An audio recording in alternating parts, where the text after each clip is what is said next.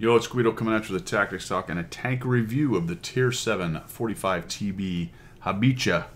The Hibachi tank. This is Hibachi Senior. He's the Tier 7.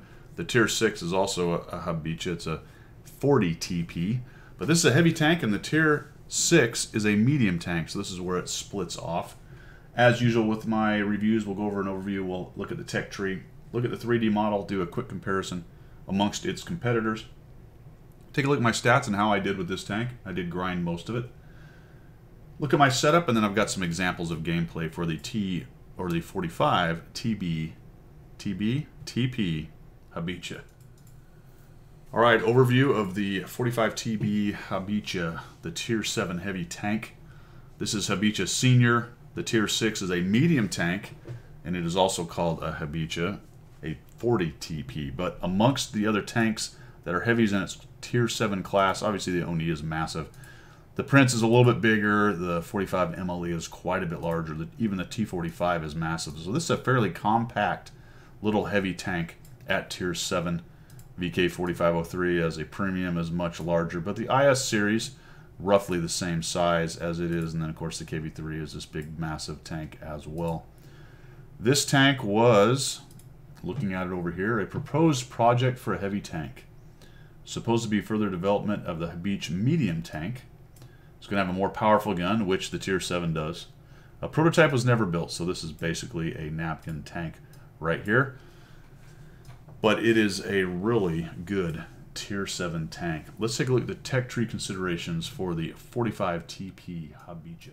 I lied. Before we get to that, let's talk a little bit about the angling on the tank. You can see it's got a flat plate up top and bottom. Decently angled as you look at it. We'll get a little bit more into that in the 3D modeling. And quite a curved turret with lots of good curves on it as well. And this interesting top plate, we'll take a look at that, as well as a fairly large hatch for a weak point up on the top. So this is a pretty good side scraper. It is a more or less center mounted turret, which is going to make side scraping okay. Not great, but okay. At least this turret isn't way up to the front, and it's not way in the back, which makes it kind of ungainly. So I like the tanks where the turret's more or less in the middle. That is helpful in a lot of different situations. It's got a machine gun right there port as well. Let's move on now. Now we will go to the tech tree. Tech tree considerations for the 45 TP. As I said earlier, the 6 is a medium, the 7 is a heavy. So if you're moving crews through, you're going to have to retrain them to be a heavy tank crew as well. And if you were using your Pudel as a trainer for that crew, it is no longer able to do so. If you have the premium Tier 8, then obviously it is now able to train your 45 TP and the rest of the heavy tanks. The crew positions are all the same on the way up the hill from here, so you don't have to change any crew position training at all. Taking a look at this, you'll see that it carries over the top gun from the Tier 6 before it, which is a 90mm.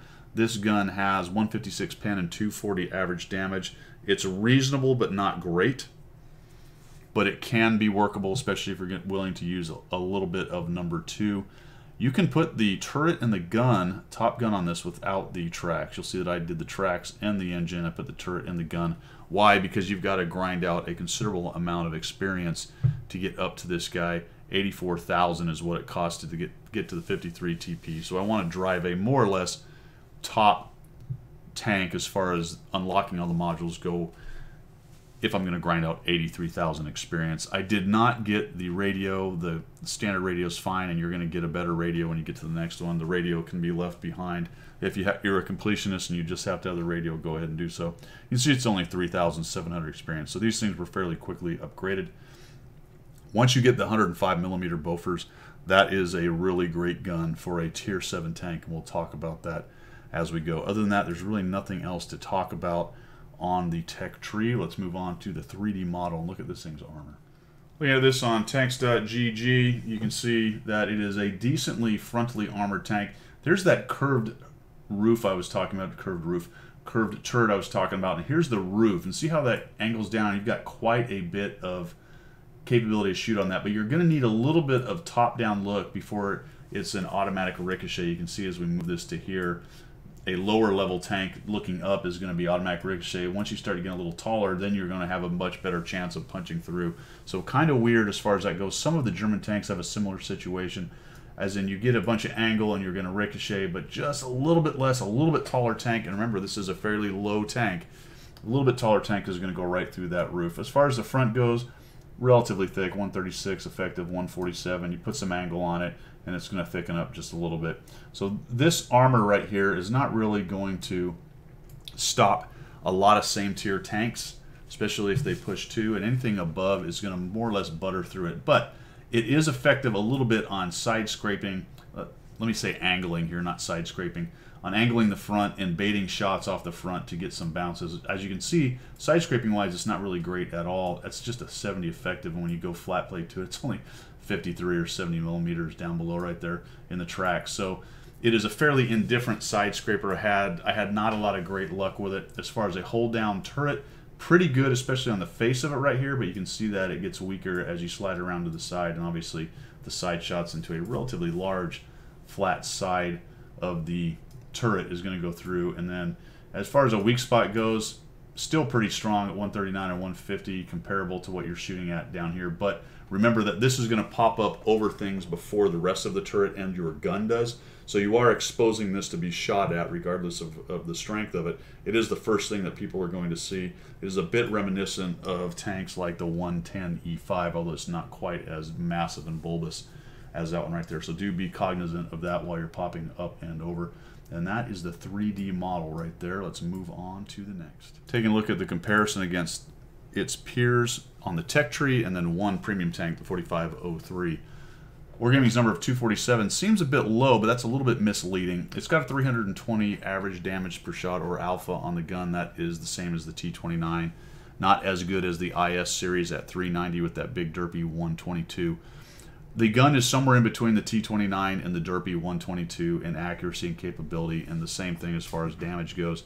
192 penetration is okay. You can see that it's beaten by quite a few tanks at tier 7. So supposedly the Polish tanks are known for penetration and alpha, but this one didn't seem to get the memo as far as the penetration goes. It's a little bit low. Rate of fire is okay. It's not at Black Prince levels, but of course the Black Prince is popping out 150 and nobody's afraid of a Black Prince. So it is comparable. Reload time at 10 seconds is pretty much right in there. Not as good as, say, a 4503 or the M448, but not lagging the fight too much. And again, if you're used to the timing of T29, then you'll be comfortable with this. Turret traverse is okay. It's right in there with the rest of them. The gun depression is -8. This is quite comfortable. Somewhere around -8. It gets really nice to use. Obviously, -10 or more would be better. And the elevation is fine at being able to look up 20 degrees. That will work. Aiming time is 2.21. Right in there with the rest of them. Not too bad. But the dispersion is relatively high at 0.38. And that's where you're going to get some of the derpiness. And like I said, it's in between the IS and the T29. The IS at 0.44.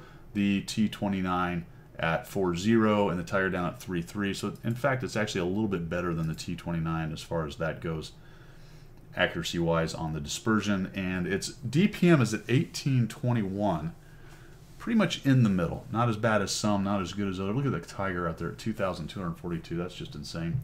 Hit points are a bit low. All right, so 1,200. It does not take a hit as well as some of these others.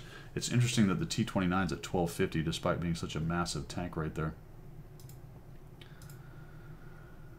Armor is decent, but not too great.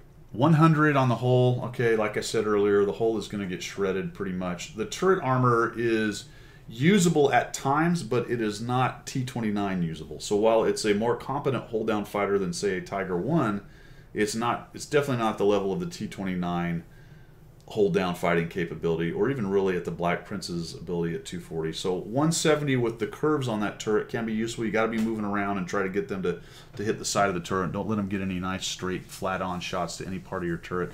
But if you're moving around a little bit and can spoil some shots, you'll end up getting some bounces.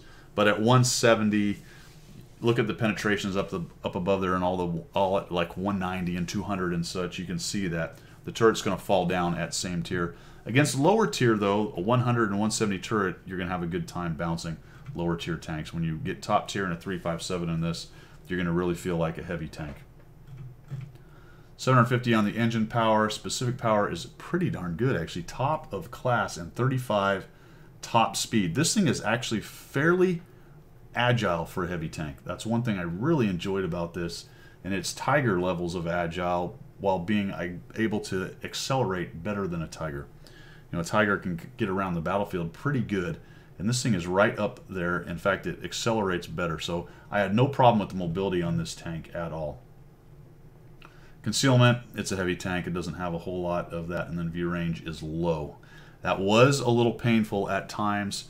This thing does tend to get outspotted when it doesn't have any helpers around and things are hiding in bushes.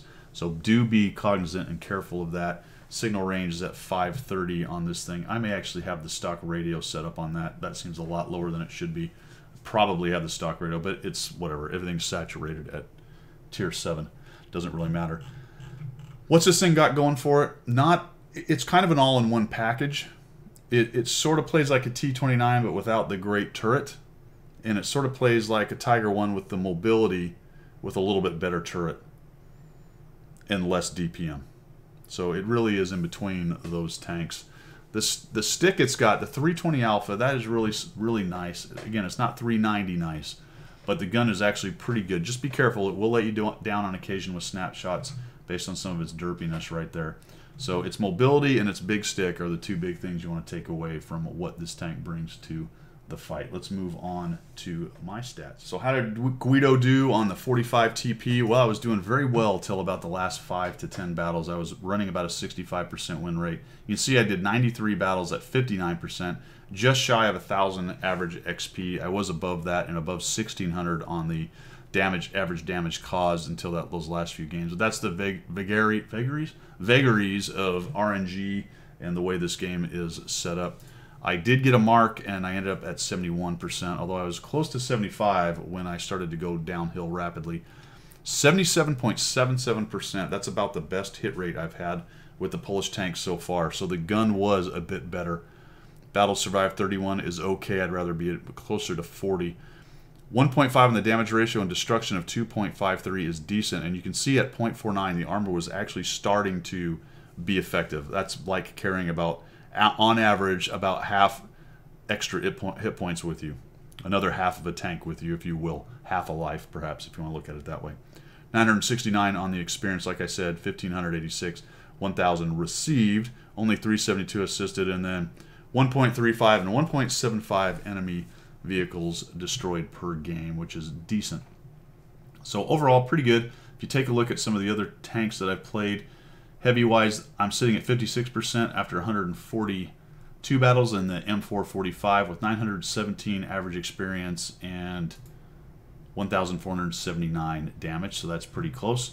If we slide up here to the IS series at 1,400 and 933 experience, again, pretty comparable. Come on up here to the Tiger 1, 1,400, 883 experience at 861 battles. That's quite a few more. 59% win rate and a 61% win rate in the Tiger P at 1,362 and an average of 876 experience. So you can see that this is basically right in there with the rest of my tier 7 heavy tanks. So it is definitely able to perform. One thing I will say about this tank is it is getting some good results right now based on who's playing it. Usually the early adopters are some of the better players. They've got a lot of extra experience around and they're able to use the new tank to advantage as people try to learn it and can't really fight it as well as they will in a few months. The reason I say that is I had numerous 1,300 and at least one low 1,400 base experience game that were class 1 masteries, and I did ace it, as you can see there, on one game that was a high 1,400. I want to say it was 1,483. I believe I've got that as one of my examples. So people are definitely using this to good effect, and if you can average somewhere around 1,600 in a tier 7 heavy, you're doing pretty good. You're doing pretty good. All right, let's move on to my setup. I've already moved my crew on to the next tank. I did get my first skill finally trained on that. So for most of the battles with this tank, I did have Sixth Sense. I had Snapshot. I think I had Smooth Ride and something with the loader. I don't remember. Repairs, I believe. And I got to about 50 or 60% on the second skill. I had the top modules at the end, other than the radio, and I did run with the stock gun for a little while. So we'll take a look at that. I may have a game or two of the stock gun, I'm not sure. I've got the large caliber rammer, I've got the improved ventilations, I've got the enhanced gun laying drive there. I think that's your best setup. I'm carrying 8 gold. You could carry a little bit more if you want. I would suggest quite a bit more if you're going to run the stock gun for any length of time, just so it's not quite as frustrating, and a couple HE just for those resets. Realize that this is a 105, so the HE is of kind of limited value. It's not quite 90 millimeter bad, but it's not 120 or 122 millimeter good. I've got the small kit, small first aid kit, and a automatic fire extinguisher. I did not find, I don't know if I was ever lit on fire. I probably was, but because I carry an automatic extinguisher, I don't notice it as much. You might be able to swap that out for food, as I usually say right there. I don't know if they tend to light on fire. Somebody would have to pop down in the comments and let me know if they've had any experience with too many fires on the hibachi. I mean, it's a hibachi, so maybe it likes to light on fire. I don't know.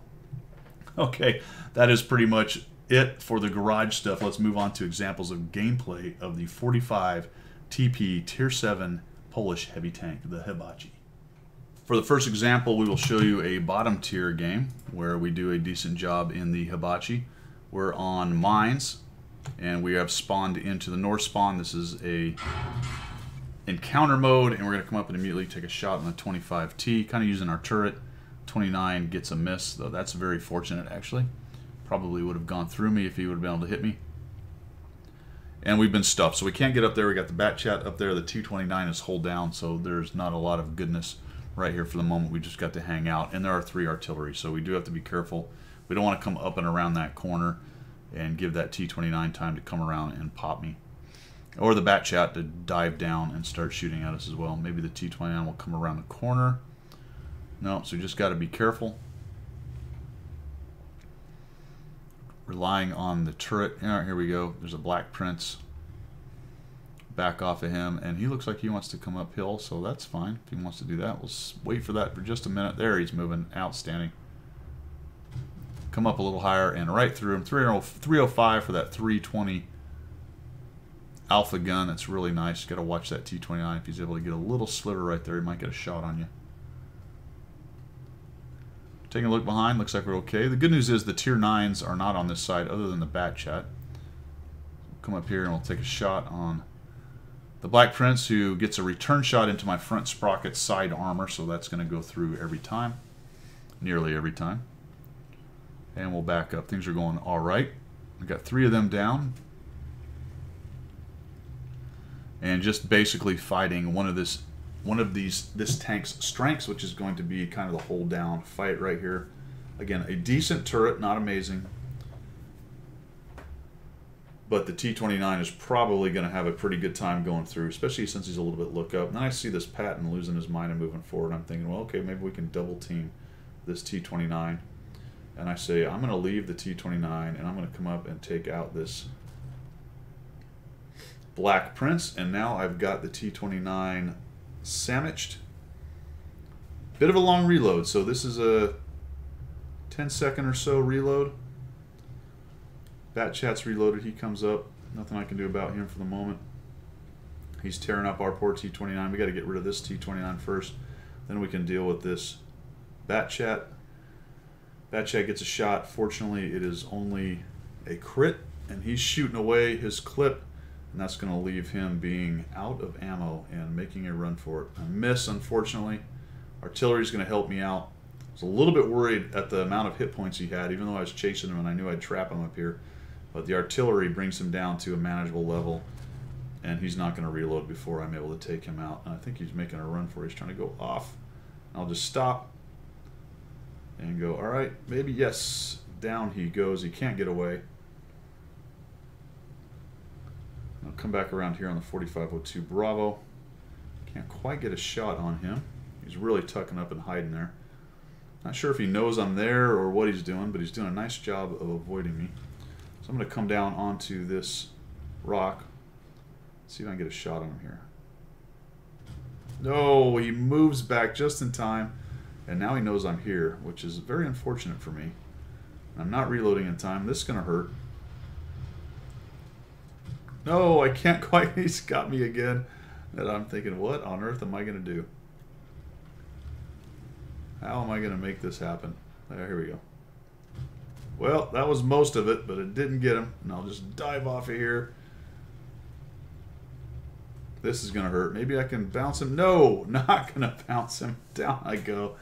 2,419. You can see once I start facing the tier 9s, it's a bit of a rougher day than dealing with the tier 7s, as you can kind of go right through those guys. But 2,419 bottom tier game.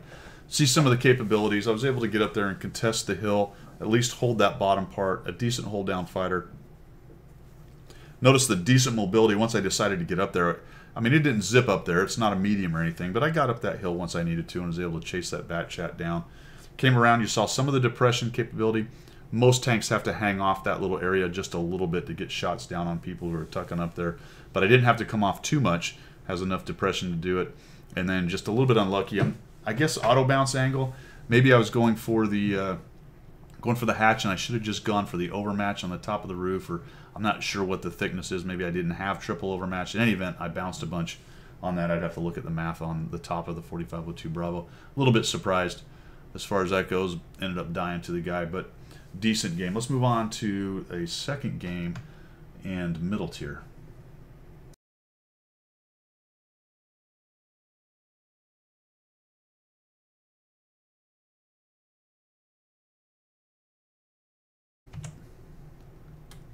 All right, moving on to Ansk. I'm moving up here into the middle. You can see I'm middle tier, but a pretty good setup. Plenty of tanks that I can go after. I was really hoping this Tiger 2, they're not really aware. If the Tiger 2 had just pushed, and I had to back. I'm like, dude, come on, you got to go. And now he's just clogging up the works. If he'd have just pushed in, we'd have been all over him. So I take the opportunity to do so. I'm going to come in here, get past all those guys so they can't shoot me in the side, and now I'll start shooting this Black Prince who gets a piece of me. I'm not too afraid of his alpha. Then I thought the IS might come around the corner, but he doesn't. And now we've got a guy come around the side. The Progetto's on the Black Prince's side. Black Prince looks the other way, and I shoot the terrain. That's a bummer. Getting tore up by the Progetto. Just punch right through that flat plate. There's a block. See that Armour working out when he snaps and doesn't have time to really aim his shot in. I've got the low. Low takes a shot. I'll come in, go after the lower plate of the low. There's 321 right into the lower plate of the low. And this is all regular AP, so it's plenty enough to do that. I'm going to try to side scrape or think about side scraping the IS. The IS will go through the side, so I am a little bit leery of doing that. I don't want to just gratuitously pop out and let him hit me. I'm a little bit worried about what the low's doing as well, so I'm trying to delete one of these guys somewhere in here without having to take a shot, and he gives me the opportunity right there by not looking at me and popping out. Here comes the Black Prince. He puts a shot into me, but that's alright. It's 158. Pretty fast reload on the Black Prince, but I'm going to come around and put him down, and holy cow, there's a RHMB there I got to be careful about. Well, we've got a T-29 and a Super. Finally getting my Progetto, Black Prince, and these guys filtering forward. I don't know where they all went. They're all kind of hanging out in the back. There's a T-71DA on my side. I do need to be careful of that. And then he backs off. At least initially he did. A little side scrape action. I don't really want to take a hit from that T-29 unless I have to. I'm wondering, hey guys, can we get a little help over here? There we go. He shoots the Progetto. That allows me to come in and take a shot. I wanted to get to the front sprocket, but I didn't quite get there, so I just accepted the shot into his side. Now he's backing up. And we've got the Tiger 2 finally moving forward. There we go. It's got a shot in there. He fires at the Tiger 2. I can come on in here and see if I can get a shot. And I just accept the bad shot. Should have gone after the RHM. Had a much better shot on the RHM right there. RHM fires and moves. So once he fires and moves, I just accept that. I'll take down the T-29, go past the Super. And the Super has no idea I'm here, so I'm just going to shoot him into the back track. I'll track him and damage him at that angle. That's perfect. Progetto drives in. Progetto gets nuked by the RHM. There's that guy popping right through my armor, no problem. But I've got the hit points to give, and we are in good shape right here. I don't want to come right around that corner at 605. If that guy's got the big gun, he will race me. I didn't really notice which gun he was shooting. I'm going to back up in case he comes, but he doesn't. And now I've got the Tiger 2 over there, and then here he comes. Looks like the short gun. So I'll just wait for him to come. Drive into him. No, maybe it's the long gun. Whoa, don't. And somehow I bounced that 750 shot Definitely the big gun. That would have ended my day right there. And down goes the RHM. A little extra damage from ramming him. Always ram RHMs if you can. Almost no matter what you're driving, you're going to do extra damage to him. And the 4043 will die. So 3,260. I end up with 3 kills on that. And in the right situation, it really can bully. And it can actually bully very well with and against the tier 8s. So don't be afraid to get in there and brawl with this thing. And you will get those on occasion lucky bounces just because of the very rounded turret. I'm not exactly sure where that RHM hit. I think it was on the turret, or maybe on that little gun mantlet or something, or he just got hit a really high angled part of the tank. But because it's actually fairly agile within a brawl, that you're going to get some of those bounces on it. So rather than just let them have a nice aimed in shot, do something like go towards them and force them to take some kind of cheesy shot that they don't really want to take. Pretty good middle tier, pretty good bottom tier. Let's look what a beast it can be at top tier.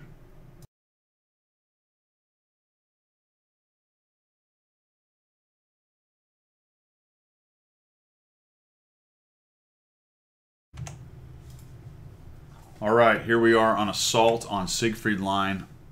Spawned into the south, and I'm moving up into the south part of town. I am top tier. The only thing I'm really afraid of here, to be quite honest, is the 01 and the Tiger. And the rest of it I can deal with. So we're just going to go right in here and start abusing people. Take a shot at the 3001 and bounce. Plenty of armor for him. He's going to come around, does another bounce, and we're just going to blast him. No respect, right down. And we got a 150, T150 over there. So we'll take a look at here, see if we can get a shot on him. There's that long reloaded. It can be difficult to use. I'm going to try to sneak a shot in there, but I can't quite do it. I'm going to back up. Looking for the Tiger, which I still haven't seen. And I get hit by the 150 who sneaks a shot into the bottom of my, or in between all of those columns right there. And I take a bunch of hits coming across, and that was not ideal. So the T150 hits pretty hard with 300. He nukes me for 332.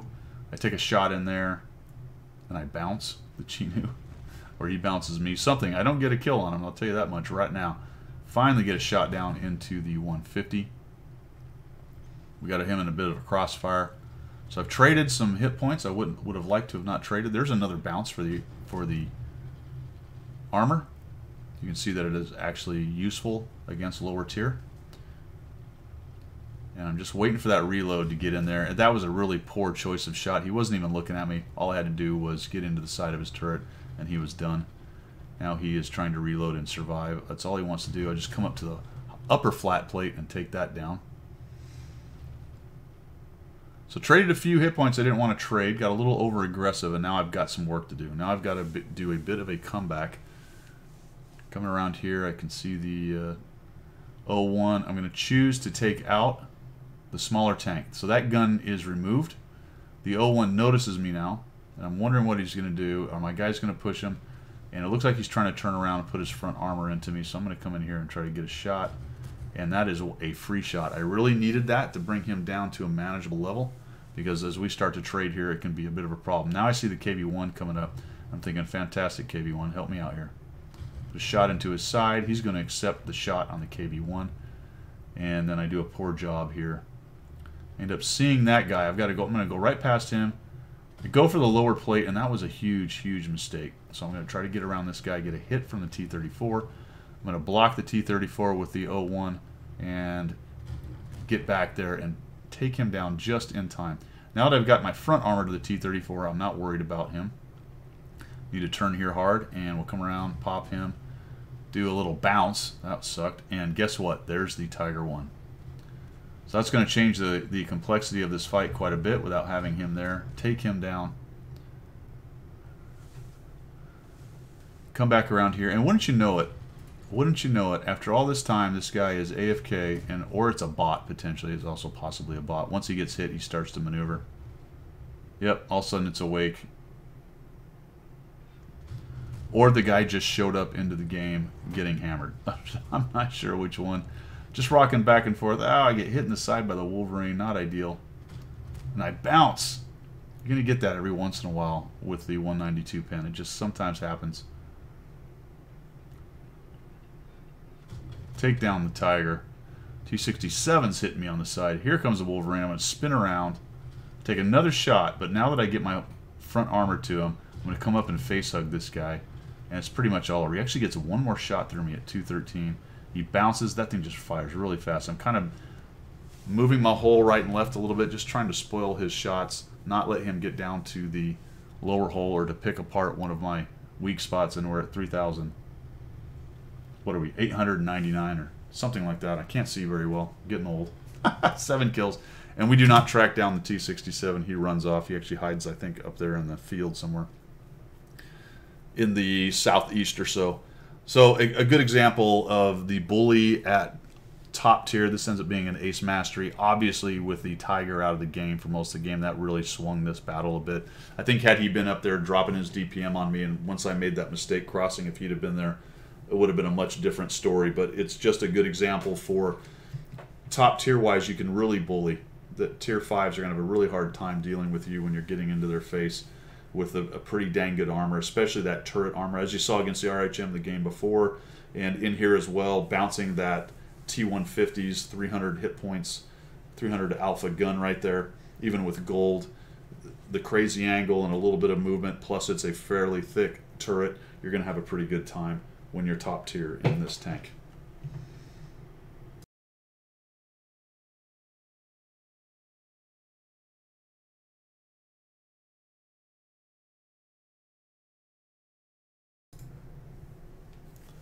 Well, that's it for the review on the 45 TB.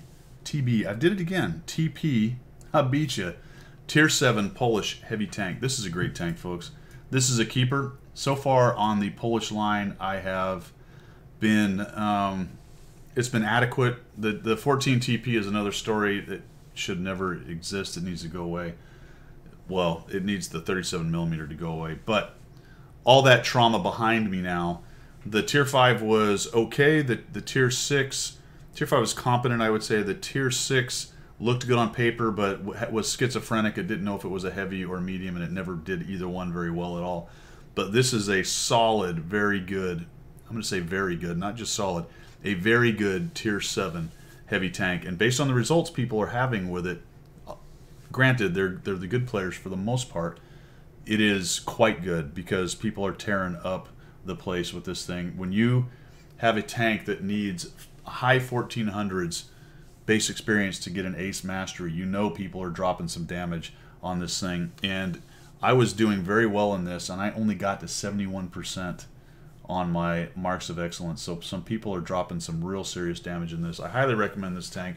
It's definitely a keeper in this line. Thanks for tuning in. I appreciate it. As always, we will see you. Thanks for supporting the channel. Keep on doing it. Later.